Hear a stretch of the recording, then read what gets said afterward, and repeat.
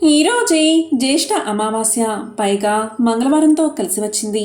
మంగళవారం వచ్చే అమావాస్యను భౌమతి అమావాస్య లేదా భౌమ అమావాస్య అని పిలుస్తారు. హిందూ మతంలో దీనికి ఎంతో ప్రాముఖ్యత ఉంది. కుజదోషాల నివారణకు, పితృదేవతల ఆశీస్సులు పొందడానికి ఇది చాలా పవిత్రమైన రోజుగా పరిగణించబడుతుంది. ఈ రోజున పితృతర్పణాలు, శ్రాద్ధకర్మలు చేయడం వల్ల పూర్వీకుల ఆత్మలకు శాంతి చేకూరుతుందని, జీవితంలో అప్పుల బాధలు, సమస్యలు తొలగిపోయి సుఖశాంతులు వెళ్లి విరుస్తాయని నమ్మకం. మరి ఎంతో పవిత్రమైన, విశేషమైన ఈ రోజు ఈ కథను వింటే చాలు అన్ని దోషాలు తొలగిపోతాయి. మరి ఆ కథ ఏంటో ఇప్పుడు తెలుసుకుందాం. హిందూ పురాణాల ప్రకారం కుజుడు అంటే అంగారకుడి జననం గురించి శివపురాణంలో ఒక ప్రసిద్ధ కథ ఉంది. శివుడు తీవ్రమైన తపస్సులో ఉన్నప్పుడు ఆయన నుదుటి నుంచి జారిన 3 చెమట బిందువులు భూమిపై పడ్డాయట. ఆ బిందువుల నుంచి ఎర్రని కాంతితో ప్రకాశించే ఒక అందమైన బాలుడు జన్మించాడు. ఆ బాలుణ్ణి భూదేవి తన కుమారుడిగా స్వీకరించి ఎంతో ప్రేమతో పెంచింది. భూమి చేత పెంచబడ్డం వల్ల ఆయనకు భౌముడు అనే పేరు వచ్చింది. ఆ బాలుడే నవగ్రహాల్లో ఒకరైన కుజుడు. అమావాస్య పౌర్ణములంటే లక్ష్మీదేవికి ఎంతో ప్రీతికరం. అందున మంగళవారము, శుక్రవారం అంటే అమ్మవారికి చాలా ఇష్టం. పూర్వకాలంలో విదర్భ దేశంలో ధర్మదత్తుడు అనే బ్రాహ్మణుడు ఉండేవాడు. పేరుకు తగ్గట్టే అతను మహాధర్మాత్ముడు. ఎవరికీ హాని చేసేవాడు కాదు. కానీ అతని జీవితం మాత్రం కటిక దరిద్రంలో ఉండేది. ఉదయం లేస్తే రాత్రికి భోజనం దొరుకుతుందో లేదో తెలియని పరిస్థితి. అతని భార్యాపిల్లలు ఆకలితో అలమటించడం చూసి ధర్మదత్తుడు నిత్యము కుమిలిపోయేవాడు. నేను ఏ పాపం చేశాను, నిత్యము దైవనామ స్మరణ చేస్తాను కదా, అయినా లక్ష్మీదేవి నన్ను ఎందుకు కరుణించడం లేదు అని అతను ఎంతగానో బాధపడేవాడు. ఒకరోజు ఆ ఊరికి భార్గవ మహాముని అంటే శుక్రాచార్యుల వంశానికి చెందిన ఋషి వచ్చారు. ధర్మదత్తుడు ఆయన్ని కలిసి తన గోడు వెళ్ళబోసుకున్నాడు. స్వామి, నా ఇంట్లో లక్ష్మీదేవి ఒక్క క్షణం కూడా నిలబడ్డం లేదు. వచ్చిన ధనం వచ్చినట్లే మాయమవుతుంది. దీనికి కారణమేమిటి అని అడిగాడు. భార్గవముని తన దివ్య దృష్టితో ధర్మదత్తుణ్ణి, ఇంటిని పరిశీలించి ఒక అవాక్కయ్యే నిజాన్ని బయటపెట్టాడు. ఆ ముని ఇలా పలికాడు. ధర్మదత్త, నీ ఇంట్లోకి లక్ష్మీదేవి రావడానికి సిద్ధంగానే ఉంది. ఆమె బంగారు కలశాన్ని పట్టుకుని నీ గుమ్మం దగ్గర నిలబడి ఉంది. కానీ నీ గుమ్మం లోపల నీ కంటికి కనిపించని నల్లని ఆకారాల్లో నీ పితృదేవతలు అంటే నీ పూర్వీకులు అడ్డంగా నిలబడి ఉన్నారు. వారి ఆకలి తీరలేదు, వారి దాహము తీరలేదు. వారు లక్ష్మీదేవిని లోపలికి రానివ్వకుండా అడ్డుకుంటున్నారు అని చెప్పగానే ధర్మదత్తుడు ఆశ్చర్యపోయాడు. పితృదేవతలు లక్ష్మీదేవిని అడ్డుకుంటున్నారా స్వామి అని అడిగాడు. అప్పుడు ఋషి అసలు రహస్యాన్ని ఇలా వివరించాడు. అవును నాయనా, పితృదేవతలు అంటే మన వంశానికి మూలాధారం వంటివారు. గాలి రూపంలో ఇంటి ద్వార బంధాల దగ్గర ఉంటారు.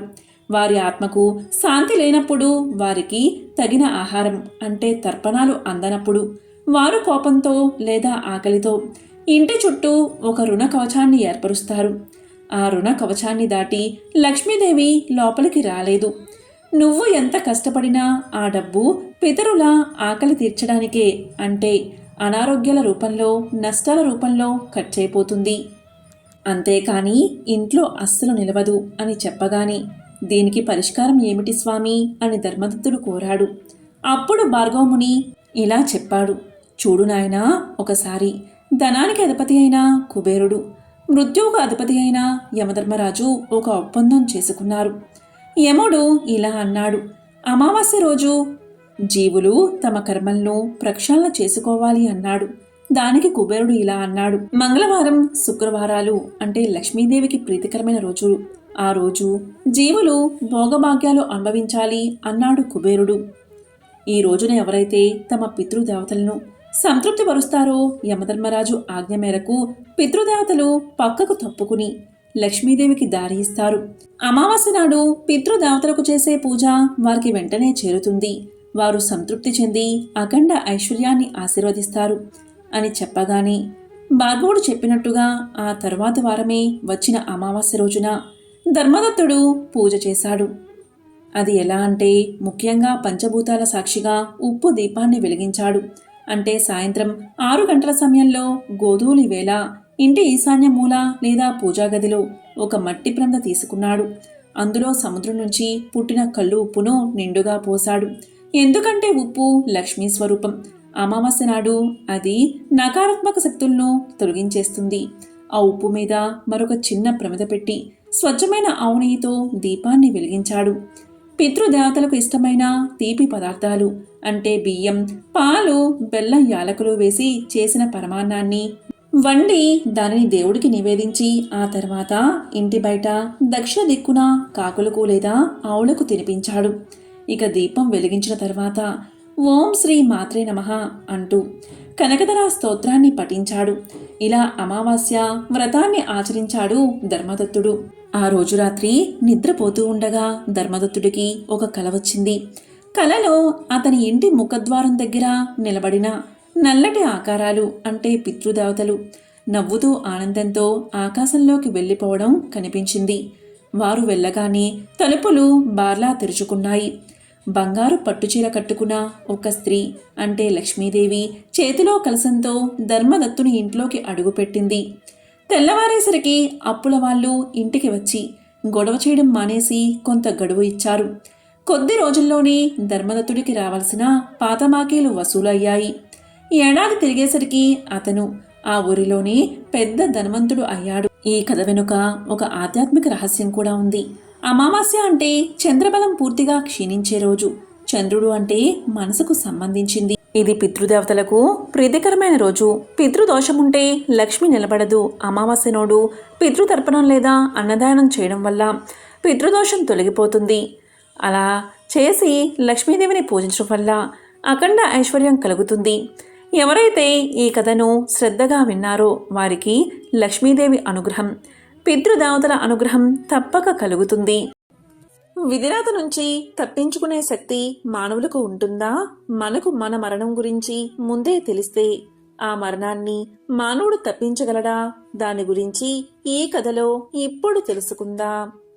పూర్వం ఒక ఊరిలో ఒక గొప్పవాడైన పండితుడైన బ్రాహ్మణుడు ఉండేవాడు. అతను ఒక రోజున పక్క ఊరిలో ఉన్న తన చిన్ననాటి స్నేహితుణ్ణి కలవడానికి బయలుదేరాడు. ఆ చిన్ననాటి స్నేహితుడు మూగవాడు, అలాగే ఒకే ఒక కాలు మాత్రమే ఉన్న వికలాంగుడు. అలా ఆ పండితుడు స్నేహితుణ్ణి కలవడానికి ఉదయమే బయలుదేరాడు. ఆ ఊరిని చేరాలి అంటే మధ్యలో 2 లేదా 3 ఊర్లు దాటాలి. అలా ఆ పండితుడు నడుచుకుంటూ బయలుదేరాడు. అలా వెళ్తున్నా అతనికి మార్గ మధ్యలో ఒక వ్యక్తి కలిశాడు. అప్పుడు ఆ పండితుడు ఆ వ్యక్తిని పేరు అడగగా తన పేరు మహాకాలుడు అని చెప్పాడు. అప్పుడు ఆ పండితుడు ఎలాగో నడుస్తూనే వెళ్ళాలి కదా, అతనితో మాట్లాడుకుంటూ వెళ్ళవచ్చు అని అనుకున్నాడు. ఆ విధంగా ఇద్దరూ మాట్లాడుకుంటూ ముందుకు వెళ్తున్నారు. అలా వెళ్తూ ఉండగా మధ్యలో ఒక చిన్న ఊరుకు చేరగానే ఆ మహాకాలుడు పండితుడితో ఇలా పలికాడు. మహాత్మా, మీరు నడుస్తూ ఉండండి. నాకు ఇక్కడ ఒక చిన్న పని ఉంది. నేను ఆ పనిని పూర్తి చేసుకుని మిమ్మల్ని ముందు దారిలో కలుస్తాను అని చెప్పి అతను ఆ ఊరిలోకి వెళ్ళిపోయాడు. ఆ పండితుడు సరే అని చెప్పి ముందుకు కదిలాడు. అలా కొద్దిసేపటికి ఆ ఊరిలో ఒక వ్యక్తిని పశువులు తొక్కి చంపేశాయి అనే వార్త పండితుడికి వేరే వాళ్ళ వల్ల తెలిసింది. అలా కొద్దిసేపటికి ఆ మహాకాలుడు వచ్చి బ్రాహ్మణుడితో కలిసి నడుస్తున్నాడు. అలా ఇద్దరూ కలిసి నడుస్తూ ఉండగా చీకటి పడింది. అప్పుడు ఆ పండితుడు ఇలా అన్నాడు. ఇప్పుడు చీకటి పడింది. మనం ఈ రోజు రాత్రికి ఈ ఊరిలో ఉన్న గుడిలో పడుకుని తెల్లవారగానే మళ్లీ ప్రయాణం మొదలు పెడదాం అని పలకగా ఆ మహాకాలుడు ఇలా సమాధానం చెప్పాడు. సరే మహాత్మా, అలాగే చేద్దాం. మీరు ఇక్కడే ఉండండి. నాకు ఈ ఊరిలో ఒక ముఖ్యమైన పని ఉంది. ఆ పనిని పూర్తి చేసుకోగానే వెంటనే నేను ఇక్కడికి చేరుకుంటాను అని చెప్పి మహాకాలుడు ఆ ఊరి లోపలికి వెళ్తాడు. అతను వెళ్లిన కొద్దిసేపటికి ఆ ఊరిలో పెద్ద నిప్పు అంటుకుంటుంది. అప్పుడు ఆ పండితుడు ఆ మహాకాలుడు వెళ్లిన ప్రతి చోట ఏదో ఒక అనర్థం జరుగుతుంది. ఇతను వెళ్తే అక్కడ ఏదో జరుగుతుంది అనే అనుమానం మొదలైనది. కొద్దిసేపటికి మహాకాలుడు గుడి దగ్గరికి వచ్చేశాడు. కాని పండితుడు మాత్రం మహాకాలుణ్ణి ఏమీ అడగలేదు. పొద్దున్న లేవగానే ఇద్దరూ ప్రయాణాన్ని ప్రారంభించారు. మళ్ళీ కొద్ది దూరం వెళ్ళగానే ఇంకొక ఊరికి చేరుకున్నారు. అప్పుడు ఆ మహాకాలుడు ఇలా అన్నాడు, మహాత్మా, మీరు ముందుకు నడుస్తూ ఉండండి. నాకు ఈ ఊరిలో ఒక చిన్న పని పడింది. అది ముగించుకుని నేను ముందు దారిలో మిమ్మల్ని కలుస్తాను అని చెప్పి అతను ఊరి లోపలికి వెళ్ళిపోయాడు. కాని ఈసారి పండితుడు ముందుకు వెళ్లకుండా అక్కడే నిలబడి వేచి చూస్తున్నాడు. కొద్దిసేపటికి ఆ ఊరిలో ఒక వ్యక్తి పాముకాటుకు చనిపోయాడు అనే విషయం పండితుడి చెవున పడింది. ఈ మహాకాలుడు వెళ్లిన ప్రతి చోట ఏదో ఒక ప్రమాదం ఖచ్చితంగా జరుగుతుంది అనుకున్నాడు పండితుడు. ఇందులో ఏదో విషయముంది. అతను వచ్చిన తర్వాత అతన్ని అడిగి తెలుసుకోవాలి అనుకున్నాడు పండితుడు. కొద్దిసేపటికి మహాకాలుడు పండితుడి వద్దకు చేరుకున్నాడు. ఆ పండితుడు మహాకాలుడితో ఇలా అన్నాడు, చూడు, నేను నిన్ను గమనిస్తూనే ఉన్నాను. నీవు ఏ ఊరికి వెళ్ళినా నీవు వెళ్ళిన కొద్దిసేపటికే అక్కడ ఏదో ఒక ప్రమాదం జరుగుతుంది. ఎవరో ఒకరు మరణిస్తూనే ఉన్నారు. అసలు నువ్వు ఎవరు అని అడుగుతాడు. అప్పుడు ఆ మహాకాలుడు ఇలా చెప్తాడు, మహాత్మా, మీరు మహా జ్ఞానవంతులు. మహాత్ములతో కలిసి నడిస్తే మంచి జరుగుతుందని నేను మీ వెంట నడుస్తున్నాను. నన్ను మీరు గుర్తుపట్టలేదా? నేను ఒక యమదూతను. మా యమధర్మరాజు గారి ఆజ్ఞతో ప్రాణాలను హరిస్తూ ఉంటాను. ఇప్పుడు నేను వెళ్ళినా ఊళ్ళలో వాళ్ళ ఆయులు తీరిపోయాయి. అందువల్లే వారి ప్రాణాలను హరించి వేస్తున్నాను అన్నాడు మహాకాలుడు. అప్పుడు ఆ పండితుడు ముందుగా కొద్దిగా భయపడ్డాడు. తరువాత ధైర్యం తెచ్చుకుని, నాయనా, నీవు నిజంగా యమదూతవే అయితే ఒక విషయం నాకు చెప్తావా? నీవు తర్వాత తీయబోయే ప్రాణం ఎవరిది అని అడుగుతాడు. అప్పుడు ఆ యమదూత ఇలా సమాధానం చెప్తాడు, మహాత్మా, తరువాత చనిపోయేది ఎవరో కాదు, మీరు ఇప్పుడు కలవడానికి వెళ్తున్న మీ చిన్ననాటి స్నేహితుడే. అతని చావుకి కారణం కూడా మీరే అవబోతున్నారు. మీ వల్లే అతను మరణిస్తాడు అని చెప్పాడు మహాకాలుడు. అప్పుడు ఆ పండితుడు ఎంతో బాధపడతాడు. ఒకవేళ అతను నిజంగానే యమదూత అయితే ఈయన చెప్పింది ఖచ్చితంగా జరుగుతుంది. నా వల్లే నా ప్రియమిత్రుడు మరణిస్తాడు. అలా అస్సలు జరగకూడదు. నేను వెళ్లి కలిస్తేనే కదా నా వల్ల మరణిస్తాడు. అందువల్ల నేను అతన్ని అస్సలు కలవను. నేను కలవకపోతే మరణించడు అని అనుకుని ఆ పండితుడు ఆ స్నేహితుడి దగ్గరకు వెళ్లకుండా అలానే ఆగిపోయాడు. అప్పుడు ఆ యమదూత ఇలా అన్నాడు, మహాత్మా, మీరు మనసులో ఏమి ఆలోచిస్తున్నారో నాకు తెలుసు. మీరు మీ మిత్రుణ్ణి కలవడానికి వెళ్ళకపోయినా అతని తలరాత మారదు. మీ మిత్రుడి మరణం నిర్ణయించబడింది. దాన్ని ఎవరూ మార్చలేరు.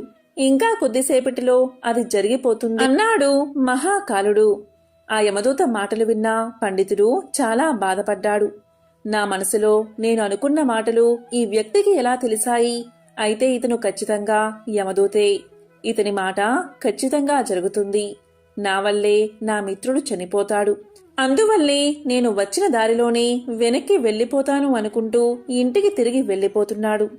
అలా వెనక్కి తిరిగి వెళ్తూ ఉండగా స్వయంగా తన వైపు వేగంగా రావడం చూశాడు. తన స్నేహితుడు చాలాసేపటి నుంచి తన వెంట వస్తున్నట్లుగా అనిపించింది. అతను వికలాంగుడు మరియు మగవాడు కావడం వల్ల పండితుణ్ణి చేరుకోలేకపోయాడు. మగవాడు కావడం వల్ల అరవలేకపోయాడు. అలా ఆ మిత్రుడు చాలా ఆయాసపడుతూ పండితుడి దగ్గరకు చేరుకోగాని కింద పడిపోయి ప్రాణాలు వదిలిపెట్టాడు. అప్పుడు ఆ పండితుడు భయంతో వణికిపోతూ ఆ యమదూత వైపు చూసి అసలు ఏం జరిగింది, నా మిత్రుడు ఎలా మరణించాడు అని అడుగుతాడు. అప్పుడు ఆ మహాకాలుడు ఇలా సమాధానం చెప్తాడు, మీ స్నేహితుడు వెనకాల వెళ్లిన ఊరు నుంచి మీ వెంట వస్తున్నాడు. అతను మూగవాడు, అలాగే ఒంటికాలు అవడం వల్ల అతను మిమ్మల్ని చేరుకోలేదు. మిమ్మల్ని చేరుకోవడానికి తన శక్తిని మించి ప్రయత్నించాడు. అందువల్లే ఆయాసంతో గుండె ఆగిపోయి మరణించాడు. అతను మీ కారణంగానే మరణించాడు. మిమ్మల్ని కలవడానికే కదా వస్తుంది అంటూ సమాధానం చెప్పాడు మహాకాలుడు. అప్పుడు పండితుడు ఇలా పలికాడు, మృత్యువుని ఆపడం ఎవరి వల్ల కాదు. అందరికీ ఏదో ఒకసారి మృత్యు వచ్చి తీరుతుంది అంటూ తన్ని తాను సముదాయించుకుని తన స్నేహితుడి దహన సంస్కారాలు పూర్తి చేశాడు. అప్పుడు ఆ పండితుడికి తన మృత్యువు గురించి తెలుసుకోవాలి అనే కోరిక కలిగింది. అప్పుడు ఆ పండితుడు ఇలా అన్నాడు, ఓ యమదూత, మరి నాకు మృత్యువు ఎప్పుడు వస్తుందో, ఎలా సంభవిస్తుందో చెప్పండి అని అడుగుతాడు. అప్పుడు ఆ యమదూత ఇలా అంటాడు, మహాత్మా, సాధారణ జీవులకు మృత్యువు గురించి ముందే తెలుసుకోవడం మంచిది కాదు. ఎవరైనా సరే తమ మరణం గురించి ముందే తెలుసుకుంటే దుఃఖాన్ని పొందుతారు. కానీ మీరు చాలా జ్ఞానవంతులు. అలాగే మీ మిత్రుడి యొక్క మరణాన్ని చూసి మరణాన్ని ఎవరూ తప్పించలేరు అనే సత్యాన్ని తెలుసుకున్నారు. కాబట్టి మీ మృత్యువు గురించి మీకు తెలిసినా మీరు అంతగా దుఃఖించరు అని నేను అనుకుంటున్నాను. అందువల్ల నేను మీ మరణ రహస్యాన్ని చెప్తాను. మీ మరణం ఈ రోజు నుంచి సరిగ్గా 6 నెలల్లో సరిగ్గా ఇదే రోజు రాజ్యంలో ప్రజలందరి మధ్యన ఉరివేసి చంపబడతారు. అలా మీకు మరణం సంభవిస్తుంది. ఆశ్చర్యాన్ని కలిగించే విషయం ఏంటి అంటే మీరు నవ్వుతూ ఈ ఉరిని స్వీకరిస్తారు అని చెప్పి ఆ మహాకాలుడు అక్కడి నుంచి వెళ్ళిపోయాడు. ఆ తరువాత పండితుడు కూడా తన ఊరికి వెళ్ళిపోయాడు. ఎంతటి పండితుడైనా తన మరణం గురించి ఖచ్చితంగా తెలిస్తే భయం కలుగుతుంది కదా. అలాగే ఆ మృత్యువును తప్పించుకునే ప్రయత్నాలు చేస్తారు. సరిగ్గా ఈ పండితుడు కూడా అదే చేశాడు. పండితుడు గొప్ప విద్వాంసుడు కావడం వల్ల అతనికి ఆ దేశ రాజుగారు బాగా తెలుసు. అప్పుడు ఆ పండితుడు మహారాజు వద్ద గొప్ప గొప్ప జ్ఞానవంతులైన మంత్రులు ఉంటారు. వారి దగ్గరకు వెళ్లి నా గురించి చెప్తే వారు మృత్యువును ఆపే ఏదో ఒక ప్రయత్నం చేస్తారు అని ఆలోచించి మర్నాడు ఉదయాన్నే రాజ్యసభకు వెళ్లి జరిగిన వృత్తాంతానంతా చెప్పాడు. అప్పుడు ఆ మహారాజు మంత్రుల సలహాలు అడిగి ఈ పండితుడు చెప్పింది నిజమే అయితే ఇతని మరణం 6 నెలల తర్వాత, అది కూడా వేరే రాజ్యంలో జరుగుతుంది. అందువల్ల ఈ పండితుడు వచ్చే 6 నెలలు ఈ కోటలోనే ఉండాలి అని, దానికి కావలసిన అన్ని సౌకర్యాలు ఏర్పాటు చెయ్యమని ఆదేశించాడు. నా అనుమతి లేకుండా ఈ పండితుణ్ణి ఎవరూ కలవకూడదు. అలాగే పండితుడు మాత్రం స్వేచ్ఛగా తిరగవచ్చు అని ఆదేశించాడు మహారాజు. ఎందుకంటే పండితుడికి తిరిగే స్వేచ్ఛ లేకపోతే అతన్ని బంధించినట్లుగా అవుతుందని అతడికి ఎక్కడైనా తిరిగే స్వేచ్ఛను ఇచ్చాడు మహారాజు. కాని ఆ పండితుడు మృత్యువుకు భయపడి బయటకు కూడా రావడం లేదు. కోటలోనే ఉంటున్నాడు. కాలం గడుస్తూ ఉంది. చివరికి పండితుడికి మృత్యువు సంభవించే రోజు రానే వచ్చింది. తెల్లవారితే మరణం సంభవించే రోజు. అప్పుడు ఆ పండితుడు ఇలా అనుకున్నాడు, నేను బయటకు వెళ్తేనే కదా మరణం. నేను ఎలాగో బయటకు వెళ్ళను, ఇక్కడే ఉంటాను. ఇక్కడే ఉంటే మరణం సంభవించదు. ఇక నేను మరణాన్ని తప్పించుకున్నట్లే అని అనుకుని ఆనందంగా ఆ రోజు రాత్రి త్వరగానే పడుకున్నాడు. ఆ పండితుడికి నిద్రలో నడిచే అలవాటు ఉంది. ఆ విషయం అతనికి కూడా తెలియదు. అలా ఆ పండితుడు నిద్రలో నడుచుకుంటూ బయటకు వచ్చి ఒక గుర్రపు బండి మీద కూర్చున్నాడు. పండితుడికి ఎక్కడైనా తిరిగే స్వేచ్ఛ ఉంది కాబట్టి అతన్ని ఎవరూ ఆపలేదు. అలా అతను గుర్రపు బండిపైనే వెళ్తూ పక్కన ఉన్న రాజ్యంలోకి ప్రవేశించాడు.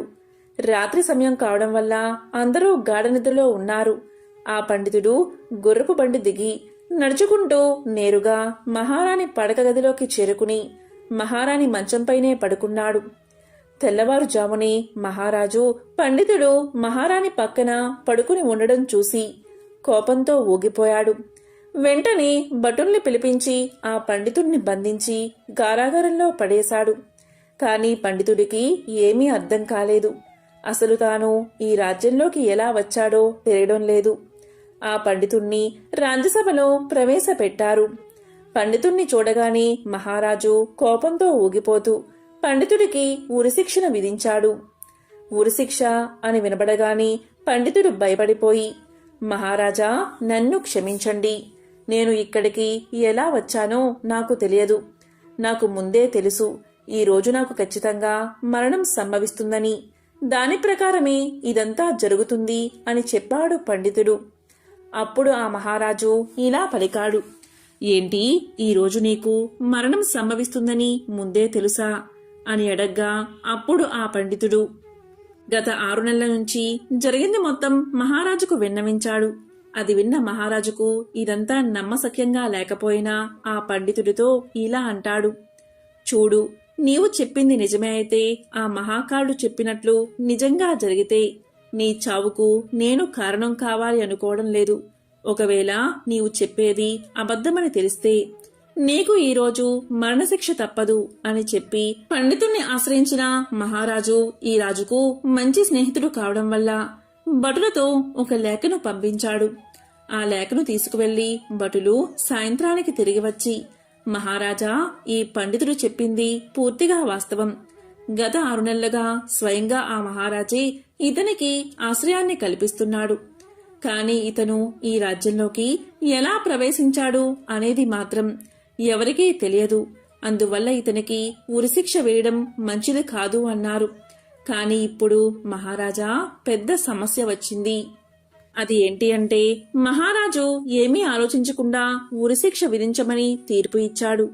ఉరి వేయకపోతే ఇతను ఇచ్చిన మాట తప్పుతుంది. అలా ఎప్పటికీ జరగకూడదు. ఒకవేళ ఉరేస్తే ఒక అమాయకుడు మరణిస్తాడు. పెద్ద సంకటలో పడిపోయాడు మహారాజు. అప్పుడు ఆ మహారాజు అందరి మంత్రులతో చర్చించి ఒక ఉపాయాన్ని ఆలోచించారు. అప్పుడు మంత్రులు ఇలా పలికారు, మహారాజా, మనం ఈ పండితుడికి సన్నని ఒక చిన్న దారంతో ఉరిశిక్షను అమలు చేద్దాం. అలా చేస్తే మీరు ఇచ్చిన తీర్పు అమలవుతుంది. అలాగే పండితుడికి ఏ ప్రాణహాని జరగదు అని చెప్పారు మంత్రులు. ఇక మహారాజుకు కూడా ఈ ఉపాయం బాగా నచ్చింది. అలాగే చెయ్యమని ఆదేశించాడు. పండితుడి కోసం మెత్తని సన్నని దారాన్ని ఉరికొయ్యకు కట్టి పండితుడికి ఉరి తగిలించారు. అందరూ సంతోషంగానే ఉన్నారు. ఎందుకంటే పండితుడు మరణించడు. మహారాజు యొక్క తీర్పు నిలబడుతుంది. ఇక పండితుడికి కూడా సంతోషంగానే ఉంది. ఎందుకంటే ఇంత సన్నని దారంతో మృత్యువు లభించదు అని సంతోషిస్తున్నాడు. అందరూ చూస్తూ ఉండగానే ఒక పెద్ద గాలి వచ్చి ఆ సన్నని దారాన్ని తెంపేసింది. దాంతో పాటు పండితుడు కూడా నేలమీద పడిపోయాడు. ఏం జరిగింది అని అందరూ వెళ్లి చూడగా ఆ సన్నని దారమే ఆ గాలి వేగం వల్ల పండితుడి యొక్క గొంతు తెంపేసింది. దీంతో గొంతు తెగి అధిక రక్తస్రావం అవడం వల్ల అందరూ చూస్తూ ఉండగానే ఆ పండితుడు నేలమీద పడి మరణించాడు. చివరకు మహాకాలుడు చెప్పినట్లే జరిగింది. అందరూ ఆశ్చర్యపోయారు. ఇంత సన్నని దారంతో మరణం ఎలా సంభవిస్తుంది? అయినా మృత్యువును ఎవరూ ఆపలేరు. మరణ సమయం నిశ్చయమైతే ఎన్ని ప్రయత్నాలు చేసినా దాన్ని ఎవరూ తప్పించలేరు అని అందరూ అనుకున్నారు. ఆ పండితుడికి తన మరణం గురించి ముందే తెలిసి ఉండకపోతే ఈ 6 నెలలు దాక్కుని భయంతో జీవించేవాడు కాదు. ఎంతో సంతోషంతో 6 నెలలు జీవించేవాడు. పూర్వకాలంలో అంగరాజు అనే ఒక రాజు ఉండేవాడు. ఆయన ఎంతో మంచివాడు. ప్రజలను తన కన్న బిడ్డల వలె చూసుకుంటూ ఉండేవాడు. ఆయన భార్య పేరు నిషేధ. అతను ఎంతో మంచివాడు అయినప్పటికీ అతనికి సంతానం లేదు. ఆ బాధతో ఎంతో దుఃఖించేవాడు. అతనికి సంతానం లేకపోవడం వల్ల యజ్ఞం చేసేటప్పుడు తమ హవిర్భాగాలు తీసుకోవడానికి దేవతలు వచ్చేవారు కాదు. ఇక రాజుకు ఏం చెయ్యాలో తోచక సంతానం ఏ విధంగా కలుగుతుందో చెప్పమని గురువులను, ఋషి పుంగవులను అడిగాడు. వారందరూ పుత్ర కామేష్టి యాగం చేయమని సలహా ఇచ్చారు.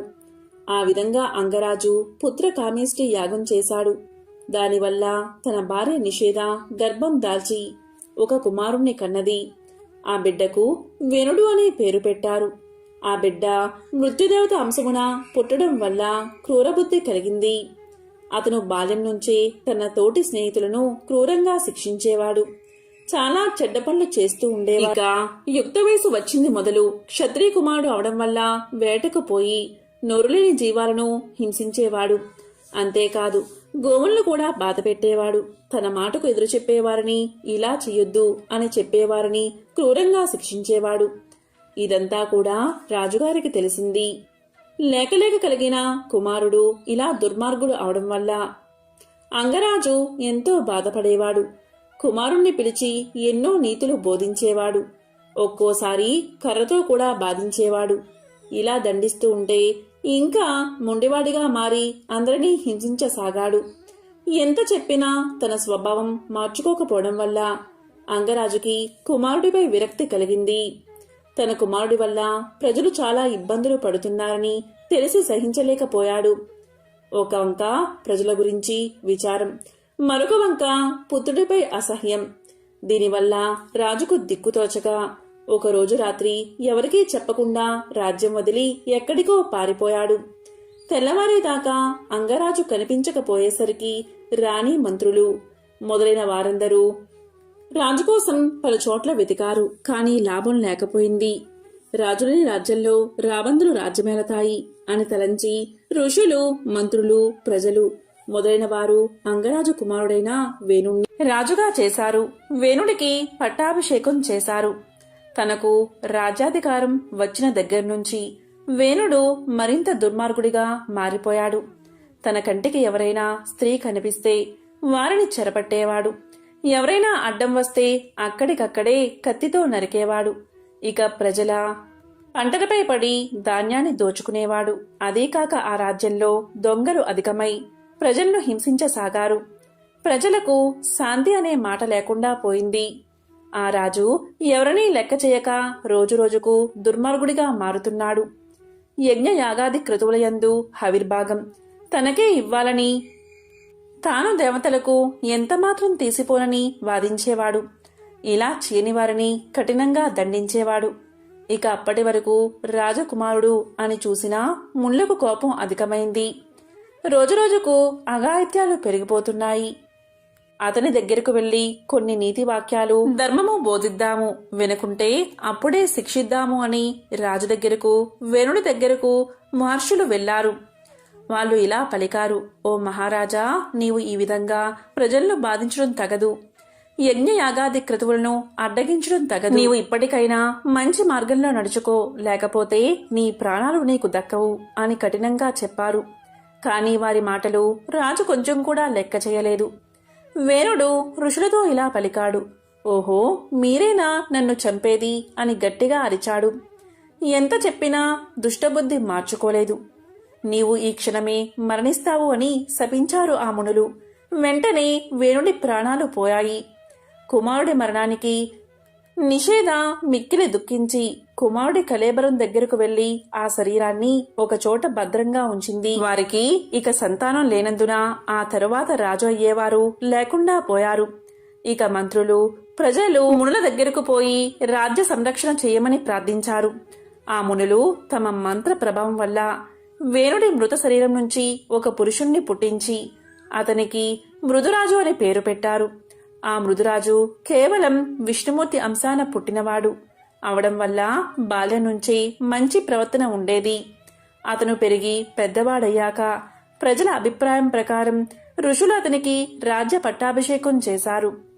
ఇంతకు ముందు వేణుడి చెడు పనుల వల్ల దేవతలు కోపగించి వర్షం పడకుండా చేశారు. అందువల్ల భూమి ఫలింపకపోవడం చేత దేశంలో కరువు పెరిగింది. ప్రజలు తినడానికి తిండి లేక, దాహానికి నీరు లేక ఎంతో బాధపడసాగారు. ప్రజల కష్టాలు తీర్చకపోతే నా పరిపాలన దండగా అని మృదు చక్రవర్తి అనేక యజ్ఞాలు చేశాడు. దేవతలు మృదు చక్రవర్తి యొక్క ప్రవర్తన చూసి ఎంతో సంతోషించి వర్షాన్ని కురిపించారు. కాని భూమి మాత్రం అలాగే ఫలించకుండా ఉంది. దీనికి కారణం ఏమిటి అని అనేక విధాలుగా భూదేవిని పూజించాడు మృదు చక్రవర్తి. అయినా భూదేవి శాంతించలేదు. భూమిని పంటకు అనువైన భూమిగా మార్చలేదు. దానివల్ల ఇంకా కరువు పెరిగింది. అన్నం దొరకక ప్రజలు నానా ఇబ్బందులు పడ్డారు. ఇలా తన ప్రయత్నాలన్నీ విఫలం అవడం చేత మృదు చక్రవర్తి కోపంతో భూమిని చీల్చి తీసుకువస్తానని, భూమిని ఫలించేలా చేస్తానని ప్రతిజ్ఞ చేశాడు. అతని ప్రతిజ్ఞ విన్న భూదేవి భయపడి గోరుపుం ధరించి సత్యలోకానికి పారిపోయింది. ఇక మృదు చక్రవర్తి పట్టు వదలక బాణం సంధించి భూదేవిని వెంబడించాడు. సత్యలోకంలో రక్షణ లేకపోవడం వల్ల భూదేవి కైలాసానికి పారిపోయింది. అక్కడ కూడా దిక్కులేక వైకుంఠానికి పారిపోయింది. అప్పుడు శ్రీ మహావిష్ణువు భూదేవిని చూసి, ఓ సాధ్వి, మృదు చక్రవర్తి నా అంశాన జన్మించి ఉన్నాడు కాబట్టి నేను అతనితో విరోధం పెట్టుకోలేను. నీవే అతన్ని శరణువేడు, అతను తప్ప ఎవ్వరూ నిన్ను రక్షించలేరు అని చెప్పాడు విష్ణువు. ఇక భూదేవి చేసేది లేక తన వెంట వస్తున్న మృదు చక్రవర్తికి ఎదురుగా వెళ్లి ఇలా పలికింది: ఓ మహానుభావా, నన్ను చంపకు. నేను ఇప్పుడు గోమాత రూపంలో ఉన్నాను. నా పాలు పితుకు, దానివల్ల నీకు కావలసినవన్నీ దక్కుతాయి.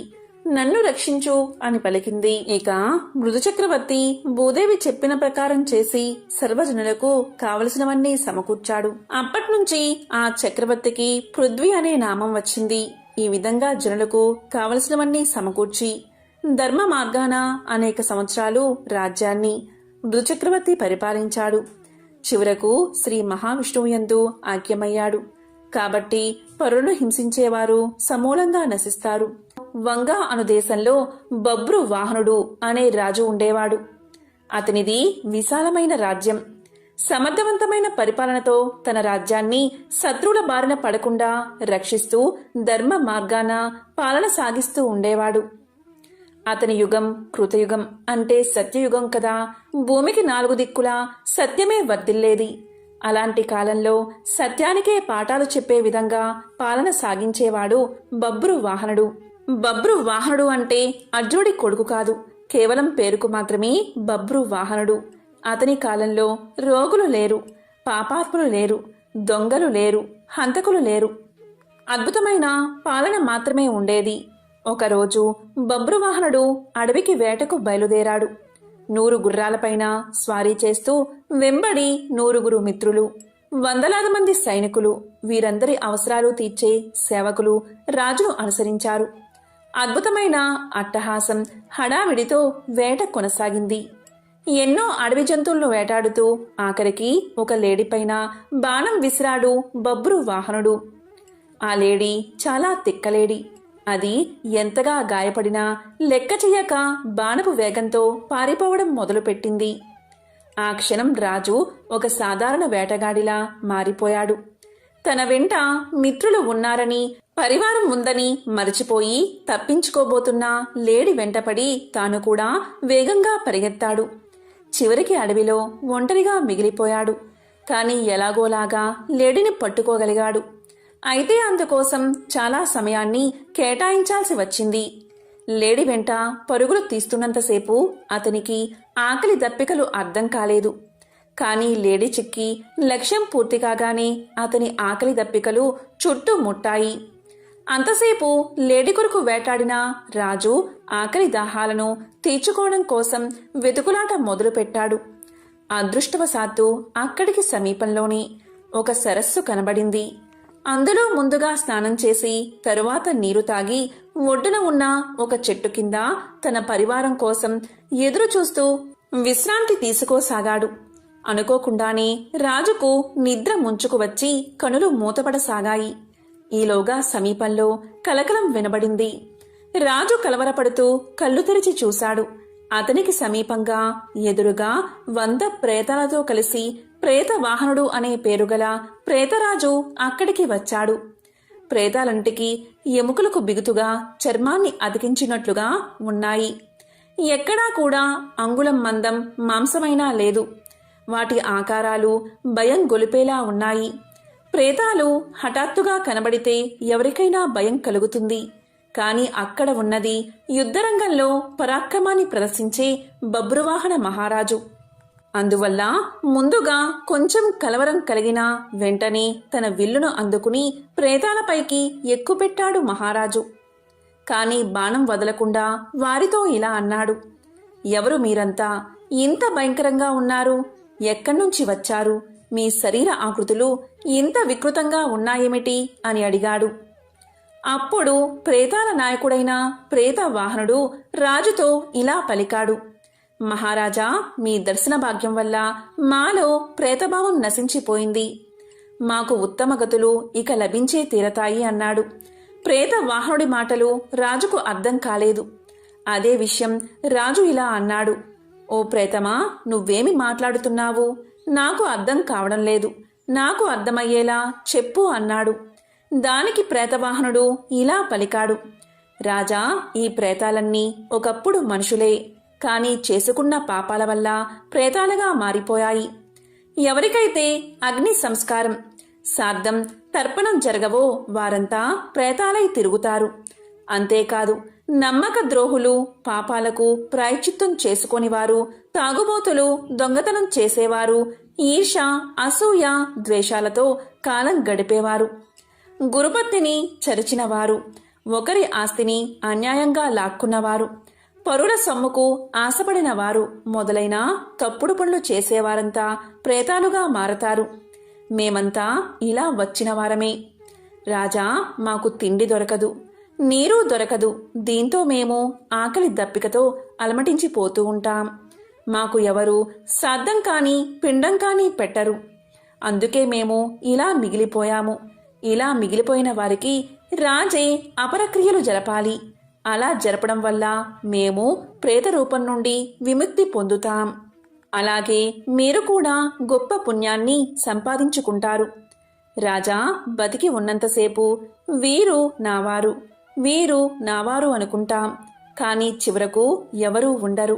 కొడుకులు, భార్య వీరు మన అవసరం కోసం, మన స్వార్థం కొరకు మన వల్ల పుట్టుకు వచ్చిన వారే.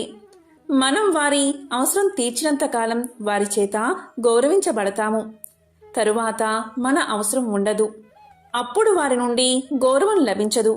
మనిషి చచ్చాక ధనం ఇంటి దగ్గరే ఉండిపోతుంది. బంధువులు శ్మశానం దగ్గర విడిపోతారు. శరీరం కాష్టం దగ్గర విడిపోతుంది. ఇక విడిపోయాక పరలోకం దాకా వచ్చేవి పాప పుణ్యాలే అని చెప్పాడు ప్రేత వాహనుడు. అప్పుడు బబ్రు వాహనుడు ఇలా పలికాడు: ఓ ప్రేతవాహన, చాలా తెలిసినవాడిలా మాట్లాడుతున్నావు. ఇంతకీ నీవు ఎవరు? నీవు మనిషిగా ఉన్నప్పుడు నీవు ఎవరు అని అడిగాడు. దానికి ప్రేతవాహనుడు ఇలా సమాధానం చెప్పాడు: ఓ రాజా, ప్రేతంగా మారడానికి ముందు నేను ఒక ధనికుడైన వైశ్యుణ్ణి.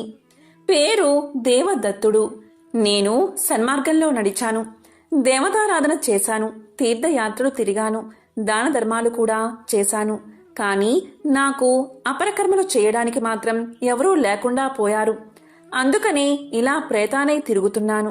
రాజా, ఒక దేశపు రాజు అన్ని వర్ణాల వారికి, అన్ని కులాల వారికి బంధువుడు అవుతాడని శాస్త్రాలు చెబుతున్నాయి. అందుకని నీవు మా అందరి కోసం అపర కర్మలు చేసి మాకు ముక్తిని కలిగించు అని చెప్పి తన వద్ద ఉన్న ఒక మణిని తీసి రాజుకు ఇవ్వబోయాడు ప్రేతవాహనుడు. అందుకు రాజు ఇలా పలికాడు: ఓ ప్రేతవాహన, నేను ఒక రాజుని. ఇతరుల నుండి దానాన్ని స్వీకరించను. మీకు అపరకర్మలు మాత్రం చేస్తాను. కానీ ప్రేతవాహన, నాకిది చెప్పు, మా వంశస్థుల్లో ఎవరైనా ప్రేతదశలోనే ఉండిపోయారా? ఒకవేళ ఉండిపోతే ఆ విషయం నేను ఎలా తెలుసుకోవాలి? వారికి ముక్తిని ఎలా కలిగించాలి అని అడిగాడు. దానికి ప్రేతవాహనుడు ఇలా చెప్పాడు: రాజా, మీ వంశంలోని వారు ఎవరైనా ప్రేతత్వంలా మిగిలిపోయి ఉంటే మీకు కారణం లేకుండానే కొన్ని కష్టాలు వచ్చి పడతాయి. దాంపత్య జీవితంలో అపశృతులు ఏర్పడతాయి. భార్యాభర్తలు పూర్తిగా ఆరోగ్యంగా ఉన్నా కూడా వారికి పిల్లలు పుట్టరు. స్త్రీలకు నెలసరి సమస్యలు నిరంతరం కలుగుతాయి. యవ్వనంలోనే ఆత్మీయ బంధువులు మరణిస్తారు. నడి వయసులోని వారు అనుకోకుండా మరణిస్తారు. ఉన్నట్టుండి ఆదాయం తగ్గిపోతుంది. అనుకోని విధంగా ఇల్లు తగలబడిపోతుంది. ఇంట్లో ఎప్పుడూ గొడవలు జరుగుతూ ఉంటాయి. కావాలనే అపవాదులు వచ్చి మీద పడతాయి. తీవ్రమైన జబ్బులు వస్తాయి. వ్యాపారం చక్కగా చేస్తున్నా కూడా లాభాలు మాత్రం రావు. వర్షాలు బాగా కురిసినా కూడా పంట చేతికి రాదు. ఇంటి ఇల్లాలే శత్రువులా తిరగబడుతుంది. కాబట్టి రాజా, ఇలాంటివి జరుగుతాయి. ఇవన్నీ అపారకర్మ చేయనందువల్ల ఆకలి బాధతో తిరిగే ప్రేతాల వల్లే జరుగుతాయి. కాబట్టి మన వంశం వారు ఎవరైనా ప్రేతాల్లా మారి తిరుగుతున్నారా అని ఇలా గుర్తించవచ్చు అని చెప్పాడు ప్రేతవాహనుడు.